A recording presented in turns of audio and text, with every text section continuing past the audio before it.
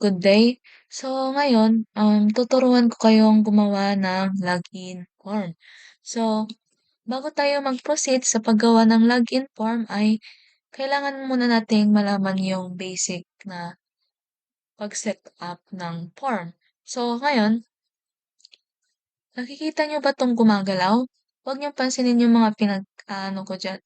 Pero itong gumagalaw na bagay na ito. Ang tawag diyan ay cursor.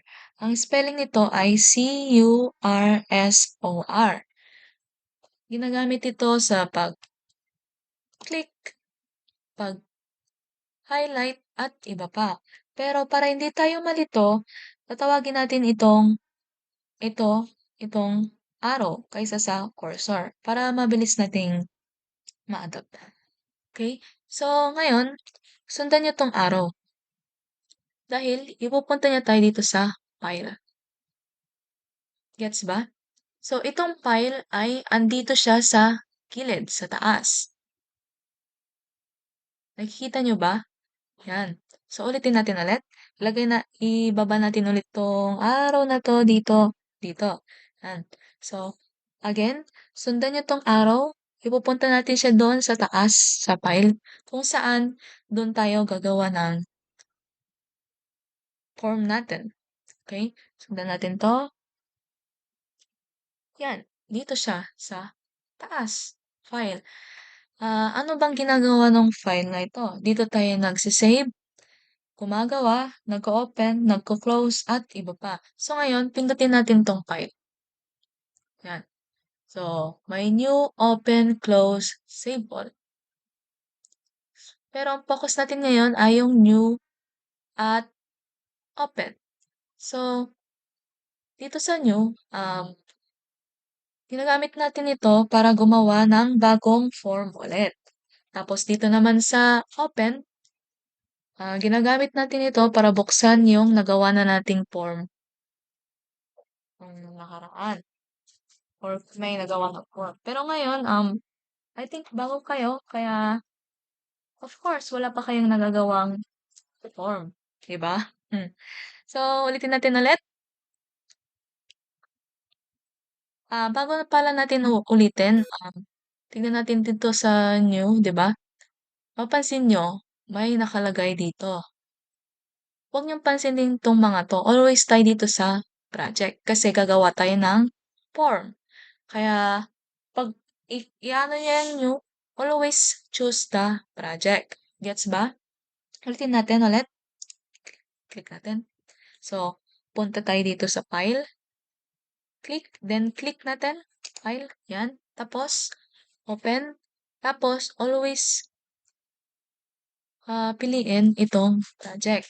Pindutin natin itong project, okay? Yan.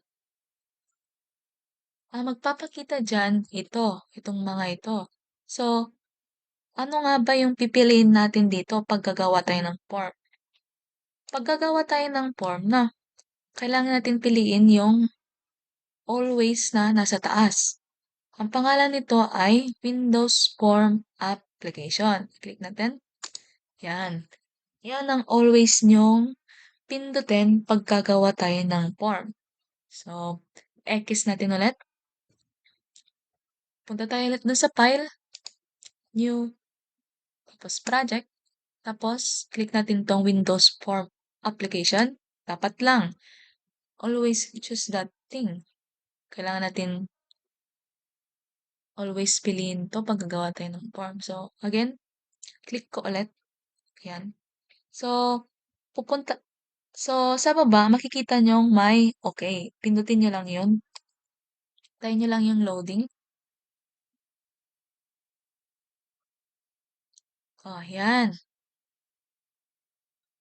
Meron na tayong form. So, itong form na ito, no?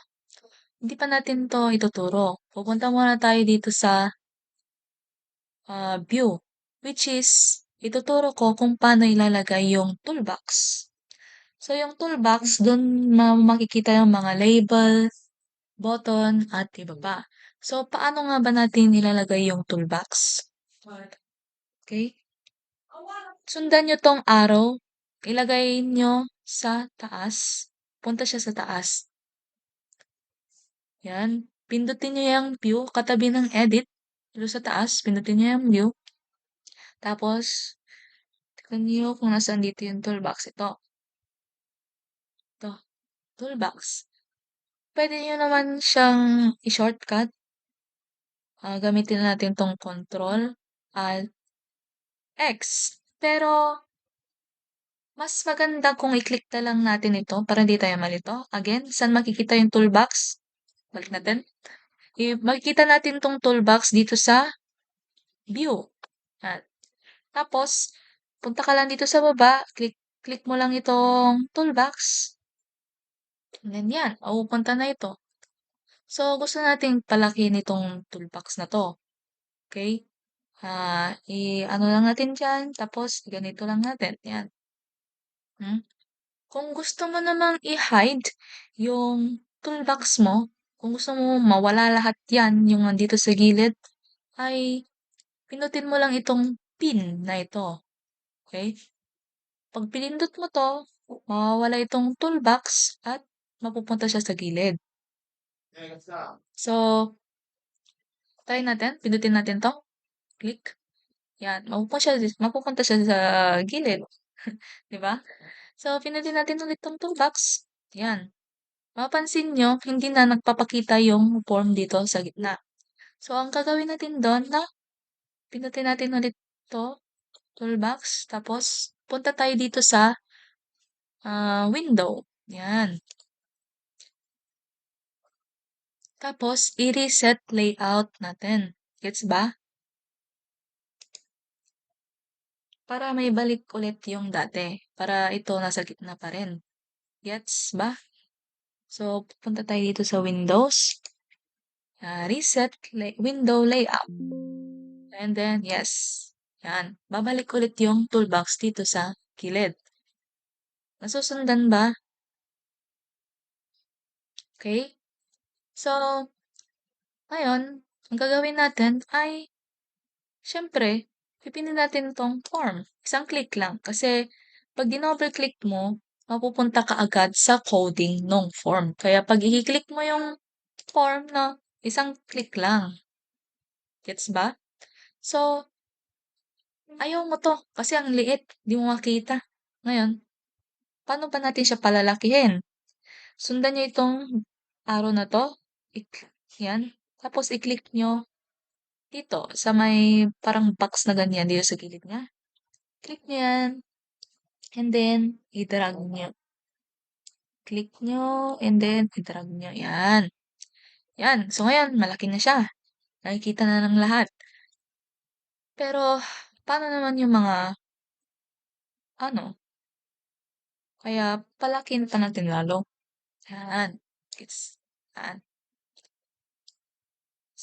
Sakto na to. Yan, sakto na yan. So, nakikita natin yung form natin, walang laman, kulay white, walang kahit anuman. Ngayon, syempre, lalagyan natin siya ng laman, di ba? So, bago natin siya lagyan ng laman, napapansin nyo, dito sa baba, yan, no? Properties yung tawag dito sa mga yan, properties. So, ngayon, gusto mo tong itaas para makita lahat ng nakalagay dito sa properties. Ngayon, ang gagawin mo lang, ilagay mo lang to sa gitna. Yan. Pag naging ganyan na yung arrow mo, na i-click mo, tapos drag mo pataas. Yan. Kahit saan mo gusto, kataas. Pero, okay. Itaas natin siya. Kung dito siguro. Yan. Yan. Pansin nyo, mataas na siya. Yan. Properties ang tawag dyan. Properties ng form. Ito. Yan. Properties niya yan. Gets ba? So, okay. So, itong form, walang laman. So, lalagyan natin ng laman. Dito sa toolbox, makikita mo yung label, which is dito nasa baba. Pero, para hindi ka mahirapan na hanapin yung label, ay pupunta ka na lang dito,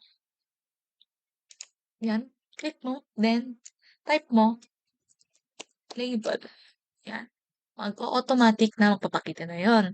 So, i-click mo 'to, tapos ilagay mo siya dito, yan. Yan na ang label, first label natin. So, itong label na 'to, click natin, yan, click na. So, magpapakita dito yung properties ng label. So, iba yung properties ng form sa label, okay. So, itong label na 'to, gusto natin palitan yung pangalan niya. So, paano natin mapapalitan yung pangalan niya? Hahanapin natin yung sundan niyo 'tong arrow, hanapin natin yung text, which is dito, dito yung text. Ngayon, palitan natin yung pangalan nung label na andito, text, ha? Palitan natin ng caps lock natin. University of Eastern Pangasinan. Yan. So, enter natin. Yan. Ganda, di ba? Nalagay natin siya dito. Yan.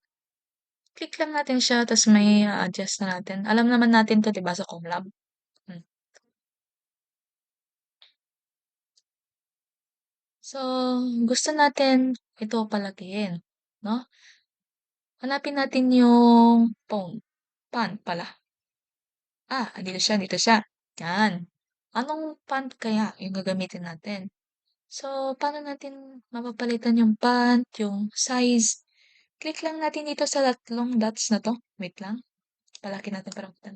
Yan. Sa tatlong dots na ito. Dito mismo. Click. Then, magpa-pop up ito. Yan. Dito mo siya mapalitan. So, hanapin natin yung font na Callisto. Empty. Yan. Scroll lang hanggang sa mahanap mo yung Callisto, which is, ayun. Ito, empty. Yan. Tapos, ipo-fold natin siya para maging katulad siya nung ginawa ni Sir. Gets ba? Fold. Tapos, yung size ay, sabihin natin, 16, pero malaki kasi yung ginawa nating, kaya gawin nating 24, I think.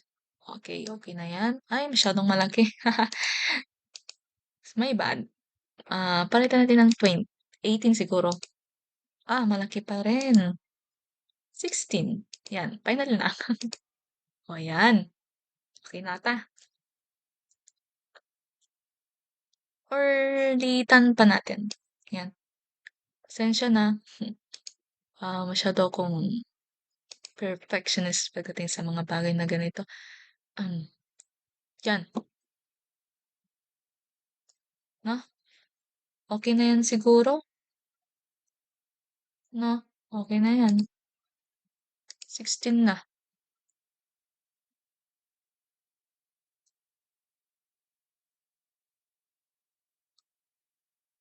16 na lang natin. Tapos, ang gawin natin, i-resize natin to ulit. Tapos, palaki natin to. Yan.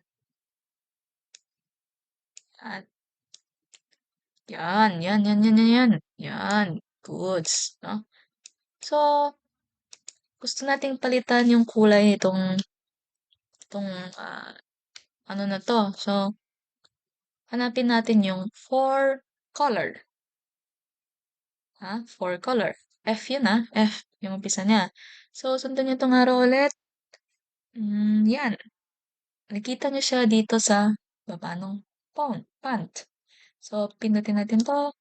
And then, para maiba yung kulay ay punta lang tayo dito sa gilid. Makikita niyo yan. Yan yung pipindutin natin. Tapos may magpa-pop up ng mga kulay. Yan. So, siyempre, UIP dapat maroon. So, punta tayo dito sa web. Yan, click natin yan. Tapos hanapin natin yung maroon. Ayun, nakikita niyo yung maroon? Click natin yung maroon. Yan, yan, maroon na siya. Diba? Hmm, ganon. Tapos,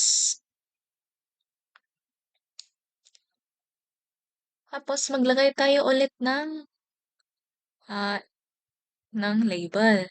Ito ulit, lagay tayo dito. Yan, yan. Para hindi ka isahan na magpindot dito ng label, pindutin mo to, Control C mo, at saka Control P. Yan. Copy paste mo lang para hindi ka mahirapan. So, itong label na to, no? Siyempre, lalagyan natin siya ng name. Diba? Yung ginawa natin kanina ay sa text lang yun. I-bind lang yung nakasulat dito. Pero, kailangan natin siyang pangalanan. Makikita mo yung name dito sa sign. Yun yung pangalan ng label mo. So, may abbreviation yung label. Ah, or shortcut, kumbaga. Hindi mo na kailangan na i-type na label, ganyan. Kundi, or hindi mo na kailangan i-type na label na ganyan. Kundi, i-type mo na lang ng shortcut. LPL. Yan. So, anong ipapangalan natin dyan sa nilagay natin? Ay, sabihin natin university na lang. No? Depende sa'yo kung gusto mo caps lock lahat or small letters. Yan. Pag napindot mo yan, enter mo na. Enter. Hmm. Tapos na ba? So, tapos na yung ano natin dito sa isang label. Punta tayo dito sa label tool. Ngayon, palitan natin yung nakalagay doon. So, pupunta tayo dito sa text. Buray natin. Yan. So, username yung ilalagay natin. Siyempre, caps lock lahat. Caps lock yung naka-user eh. Yan.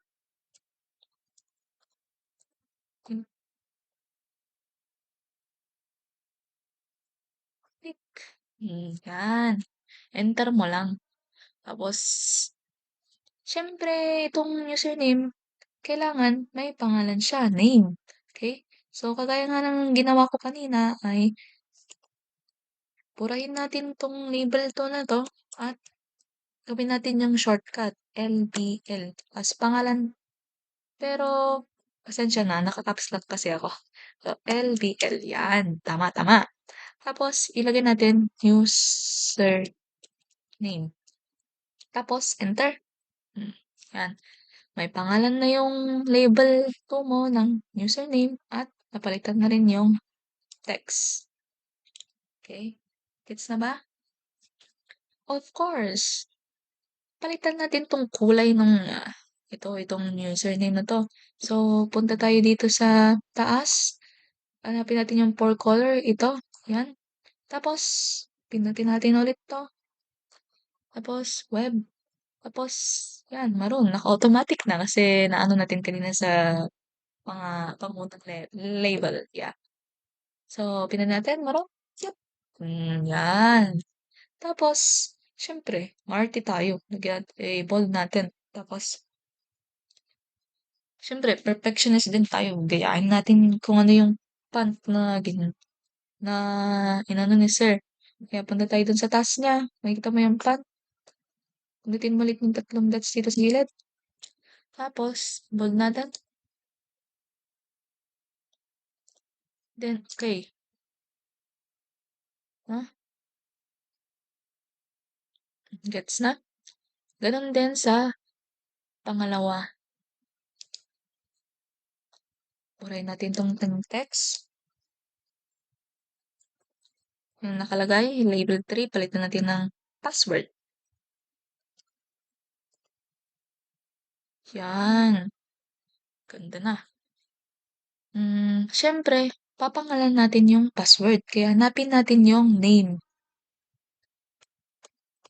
Yan, ito yung name. Pinunod natin. Tapos, yung label 3, kagaya ng sinabi ko kanina, yung shortcut ng label ay LTL. So, sulat natin, password. Yan. Mm. O, ayos na ba? Siyempre, hindi natin makakalimutan. Yung color niya, tsaka yung font niya. So, color muna. Gamitin to, tapos web. Na ron. Yan. Tapos font. Gamitin to, tapos pindutin mo yung three dots. And then, i-bold mo. And then, okay. Yan. Ha? Yan na. So, tapos na natin tong mga label. So, ngayon, saglit lang. Titignan ko lang yung ano ni sir kung paano. Mm. Nasa kant ata yan. Yeah. Oo, sinend ni ano. Well, hindi ko makita. So, mahirapan. So, mag-scroll ako ulit. Ah, scroll lang. Yeah. Mhm.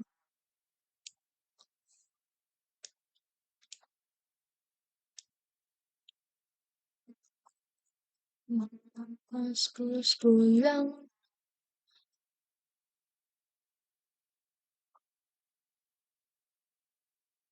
I think, huwag na natin hanapin sa Messenger. Okay? Hanapin natin dito sa Google Classroom. Lang. Yan, tignan natin yan. Siyempre, alangan na, ano, ah, tingnan natin.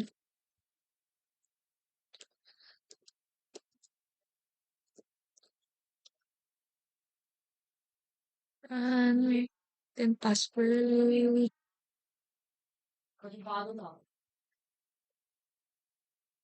Guys, Yuranske. Here's your gift. What gift? Chocolate? Kisses mo. No. Kiss. No.